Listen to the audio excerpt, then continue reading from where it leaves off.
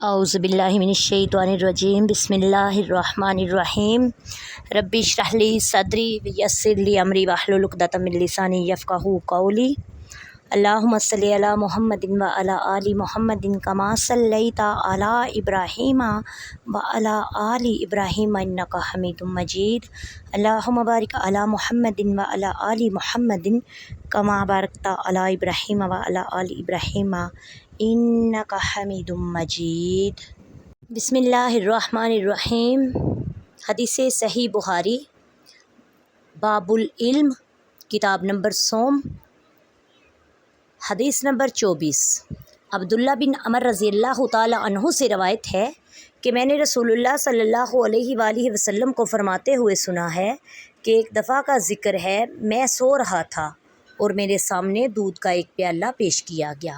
میں نے خوب سیر ہو کر پیا، حتیٰ کہ میں نے دیکھا اس کی تازگی میرے ناخنوں سے نکل رہی ہے، سبحان اللہ۔ پھر باقی دودھ عمر رضی اللہ تعالی عنہ کو دے دیا۔